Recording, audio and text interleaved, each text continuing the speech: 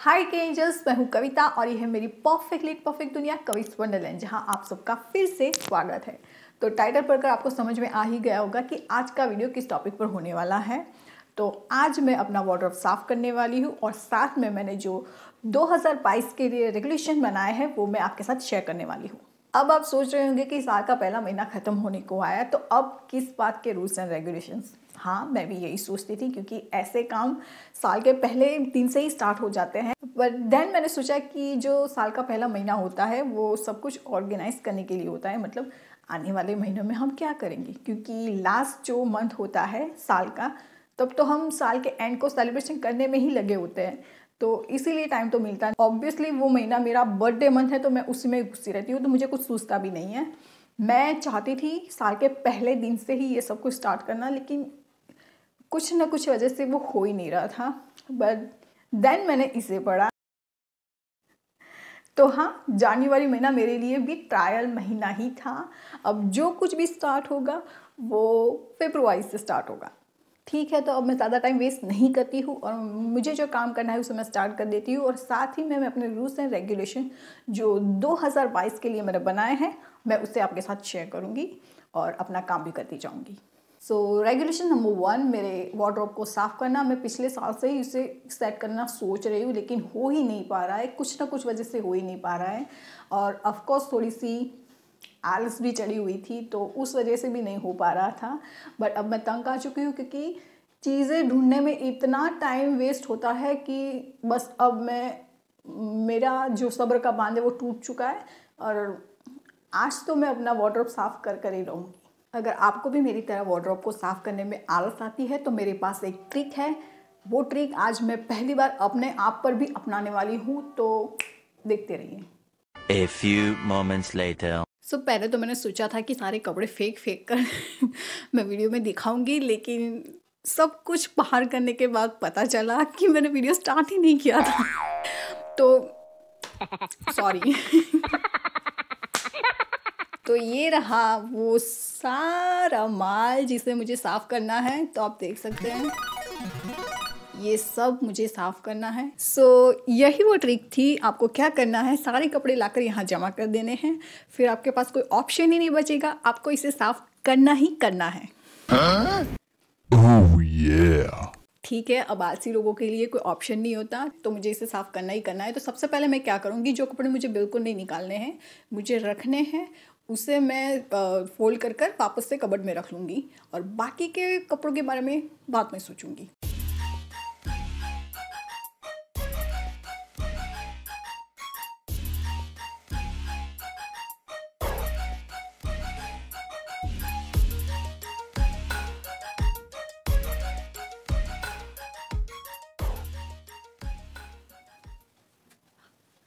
तो इस आउटफिट को देखने के बाद आपको पता चल जाएगा कि मैं कितनी ऑब्सेस हूँ सेलिब्रिटी लुक को क्रिएट करने के लिए।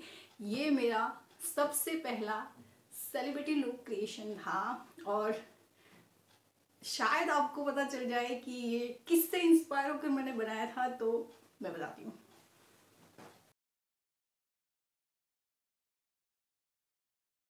तो अगर आपको पता होगा तो एक सीरियल आती थी जिसका नाम था जब वी दिल मिल गए। डॉक्टर्स के ऊपर वो सीरियल थी, जिनके हीरो थे करण सिंह ग्रोवर और हीरोइन थी आई थिंक रिद्धिमा, ऐसा कुछ नाम था, आई डोंट नो, पता नहीं मुझे। बट उसके बाद चेंज होकर वो जेनिफर विंटे ने उनका रोल ले लिया था और उसमें वो कुछ इस तरीके के ही सलवार सूट पहनती थी।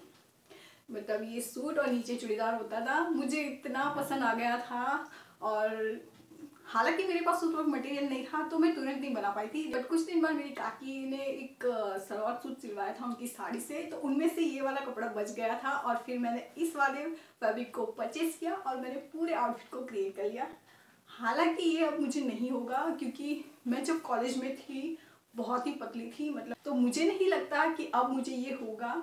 बट फिर भी कमर को नाप लेते हैं तो शायद पता चल जाएगा।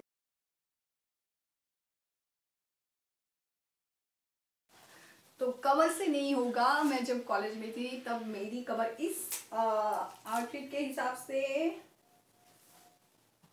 26 थी, अभी 29 है, तो डेफिनेटली ये नहीं होने वाली है।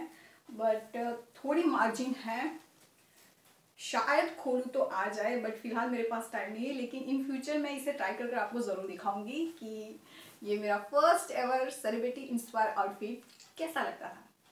तो बस इसीलिए मैं इसे निकालना नहीं चाहती, मैं इसे मेमोरी के तौर पर रखना चाहती हूँ क्योंकि मुझे ये बहुत पसंद है।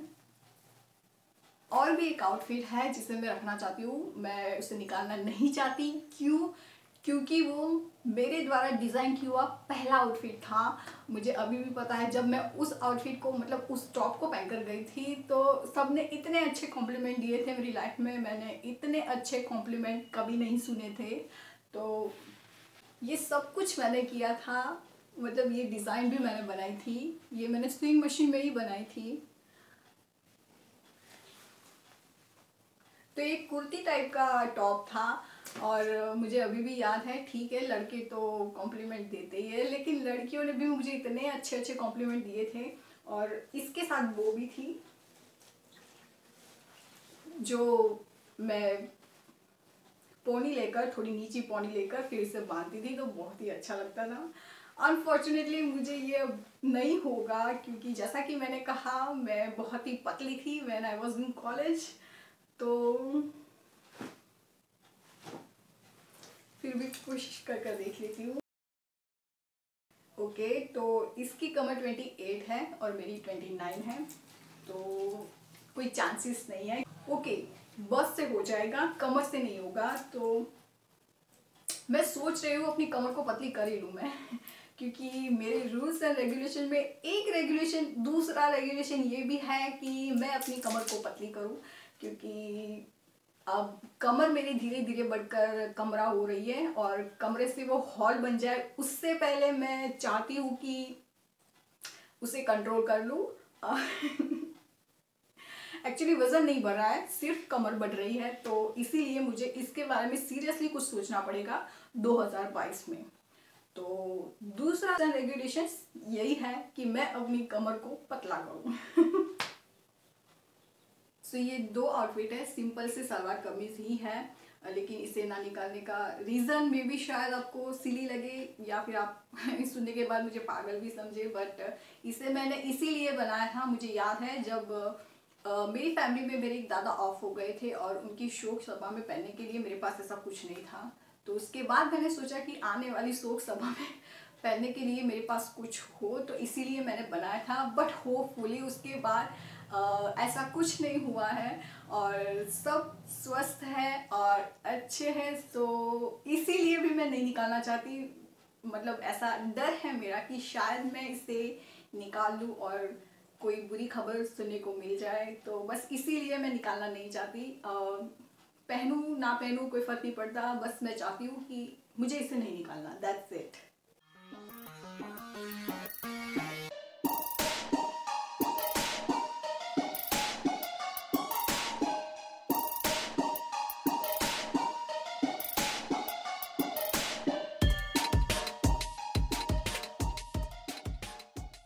तो ये सब वो वाले कपड़े हैं जिसे मैं पहनना नहीं चाहती, लेकिन इन सबको पहले मैं अपनी बहनों को दिखाऊंगी। अगर इनमें से वो कुछ लेना चाहती हैं तो वो ले लेगी, उसके बाद इसे मैं किसी को दे दूंगी। या फिर अगर इसमें से कुछ ऐसा होगा जिसका रिफॉर्म हो सकता है, मैं उसमें से कुछ और बना सकती हूँ, तो इसके लिए भी मैं उसे साइड में कर लूँगी, लेकिन वो मैं बाद में डिसाइड करूँगी। सबसे पहले मेरी बहनें डिसाइड कर ले कि उन्हें क्या रखना है, उसके बाद। तो इतने सारे आउटफिट हैं जो मैंने निकाले हैं। सो जैसे जैसे प्रोसेस आगे बढ़ रही है मेरा दिमाग घूम रहा है कुछ सूझ नहीं रहा है कि मैं क्या करूँ। अभी भी काफ़ी सारी चीज़ें इससे बिखरी पड़ी हैं जिसे मुझे शॉर्ट आउट करना है। इसमें से कुछ फैब्रिक है जो मैंने ख़रीदे हैं लेकिन फिर मैंने कुछ बनाया नहीं है, और कुछ ऐसी आइटम्स हैं जिसे मैंने बनाया तो है लेकिन फिर उसके बाद मैं पहनना नहीं चाहती तो लेट्स सी। तो अब मिलती हूँ फाइनल क्लीनिंग के बाद क्योंकि अब मुझसे कंट्रोल नहीं हो रहा है तो मिलती हूँ आपको सब कुछ ठीक करने के बाद। तो वार्डरोब को साफ करते करते मुझे कुछ मिला और मैं फिर से फ्लैशबैक में चली गई और थोड़ा बुरा भी लग रहा है, लेकिन मतलब बाल देखो मेरे, अभी ये दो पतली पतली चोटियाँ और ये लंबे घने बाल आई डोंट नो कब मुझे ये मेरे बाल वापस मिलेंगे, लेकिन मैं बहुत मिस कर रही हूँ मेरे इन बालों को। और आप यकीन नहीं मानोगे, ये वाले हीटलेस कर्ल हैं और ये मेरा दिवाली का लुक है, मतलब वन ऑफ द दिवाली का लुक है। बस जल्दी से मुझे ये बाल वापस मिल जाए ताकि मैं आपको हीटलेस कर्ल कर कर दिखा सकूँ। एक्चुअली मैं आपके साथ शेयर करने वाली थी वो हीटलेस कर्ल का वीडियो, लेकिन जैसे ही मैंने सोचा कि अगला वीडियो वही होगा और सडनली मेरा हेयर फॉल स्टार्ट हो गया। आई डोंट नो व्हाई, पता नहीं क्यों मेरी नज़र लग गई। ये वाले जो कर्ल हैं मैं वो कैसे किए जाते वो आपके साथ शेयर करने वाली थी, लेकिन अब वो बाल बचे ही नहीं, तो फिर वीडियो शेयर करने का कोई मतलब ही नहीं। लेकिन भगवान करे जल्दी से मुझे वो पुराने वाले बाल वापस मिल जाए और मैं आपके साथ वो वीडियो शेयर कर सकूं। तो ठीक है, कल मिलती हूँ आपको, क्योंकि मुझे मेरा रूम भी साफ़ करना है और मैं थक भी बहुत चुकी हूँ, और बाकी के रेगुलेशन है वो हम कल डिस्कस करेंगे। हाय केंजस, तो फिर से स्वागत है आप सबका। एक्चुअली वार्डरोब को साफ़ करने के 2 दिन बाद मैं वीडियो शूट कर रही हूँ, क्योंकि मुझे ज़ुकाम हो गया था और ज़ुकाम होता है तो कुछ भी काम करने का मन नहीं करता, तो बस यही रीज़न था। लेकिन चलिए फटाफट से मैं अपना वार्डरोब दिखा देती हूँ मैंने किस तरीके से उसे जमाया है।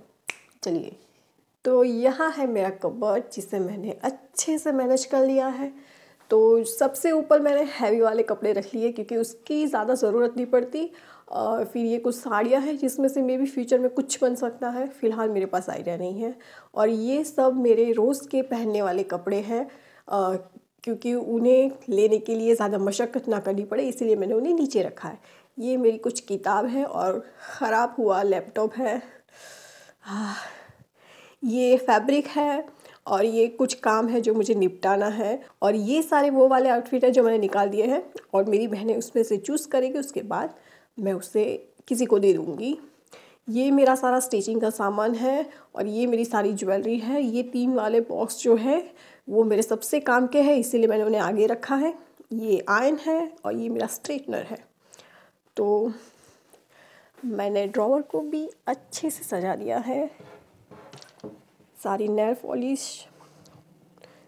पॉलिश को ऑर्गेनाइज़ कर दिया है। फ़िलहाल मेरे पास वो फैंसी वाले डिब्बे नहीं हैं तो इसीलिए मैंने कार्डबोर्ड के डिब्बे से इसे काम चलाऊ तौर पर बना लिया है।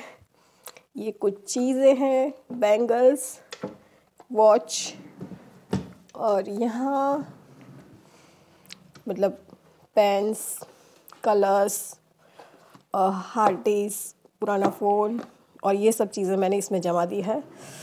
सो फाइनली सब कुछ रेडी हो चुका है और अब मुझे थोड़ा पॉजिटिव फील हो रहा है, तो मज़ा आ गया।